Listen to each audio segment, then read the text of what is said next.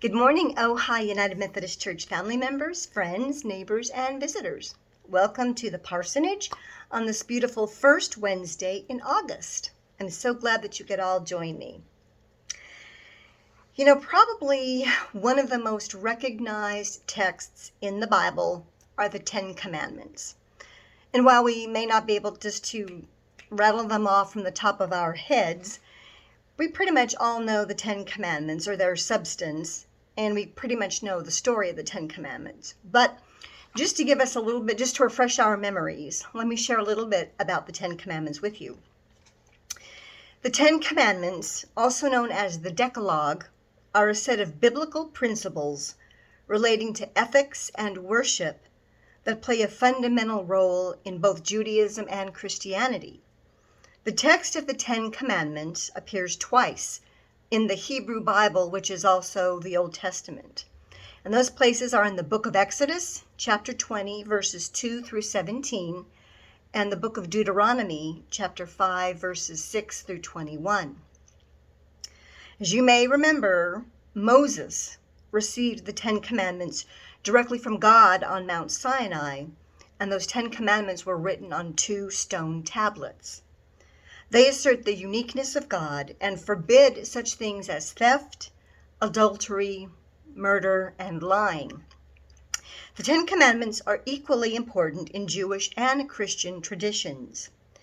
Various Christian and Jewish traditions have different wordings for the Ten Commandments. They can be numbered differently, and they appear in various forms in the Bible. But here is just one of probably many versions of the Ten Commandments. First one, I am the Lord thy God. Thou shalt not have strange gods before me. Thou shalt not take the name of the Lord thy God in vain. Remember to keep holy the Lord's day, which is also keeping the Sabbath. Honor thy father and thy mother. Thou shalt not kill. Thou shalt not commit adultery. Thou shalt not steal. Thou shalt not bear false witness against thy neighbor. Thou shalt not covet thy neighbor's wife. Thou shalt not covet thy neighbor's goods. These are important commandments that we should live by in all generations. Obviously, this is good stuff. This is stuff that we should adhere to in every generation. But what if we added maybe 10 amendments to the 10 commandments? Here's what I mean. I have a new friend that I met here in Ojai when I came here a year ago, and that is Jim Burklow. Jim is the Senior Associate Dean of Religious and Spiritual Life at the University of Southern California.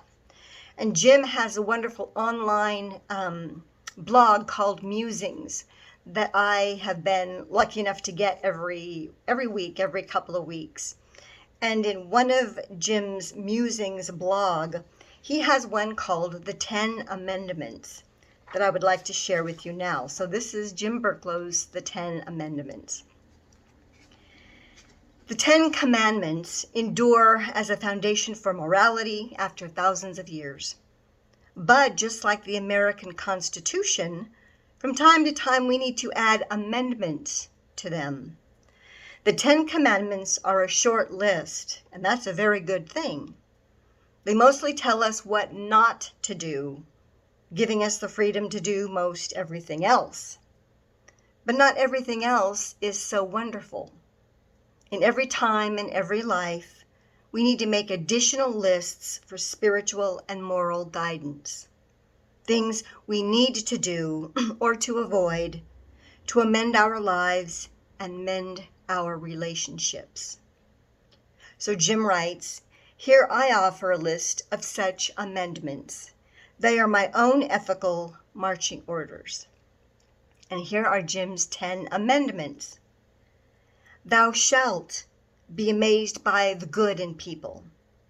Thou shalt avoid judgment of others. Thou shalt not injure others with sarcasm. Thou shalt not jump to conclusions. Thou shalt attend to details in serving others. Thou shalt make realistic promises and keep them.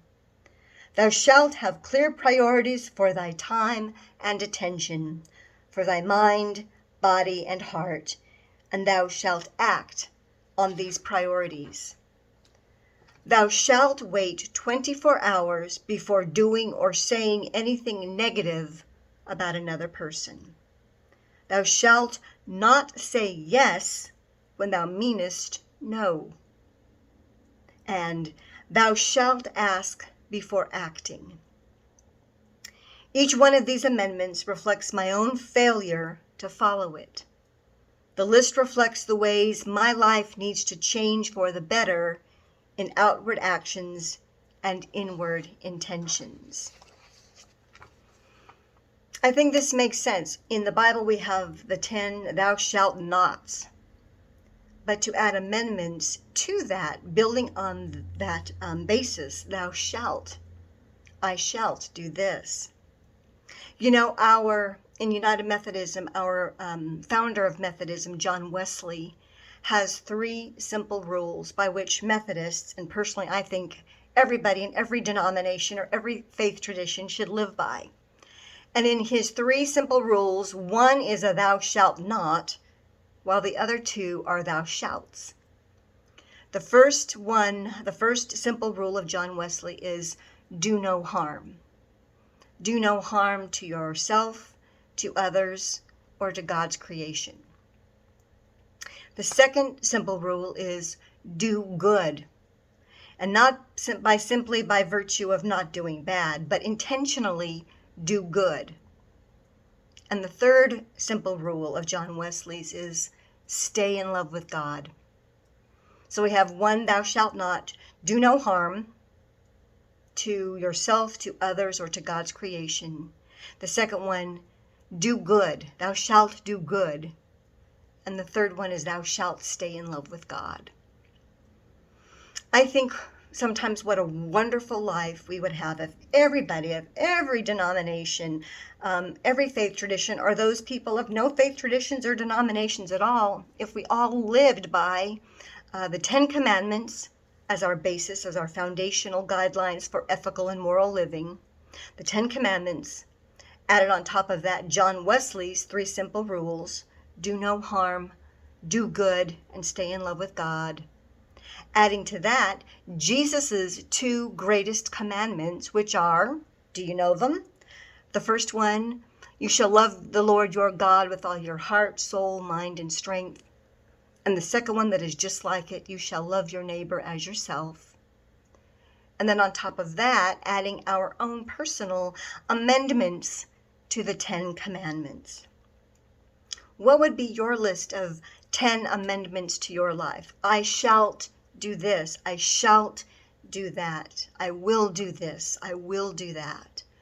What things can you amend and add to the 10 Commandments and John Wesley's rules and Jesus's 2 greatest commandments that would give you the greatest pleasure and the greatest sense of pride and discipleship in your life if you could implement those? And how would they affect the others around you to implement those? Just something to think about. So thank you for joining me on this beautiful first Wednesday in August. I hope you go out and have a wonderful day today. Stay hydrated, find some shade if you can. And I look forward to seeing you right back here at the parsonage next Wednesday for another midweek devotion. Be blessed, everyone. Until then.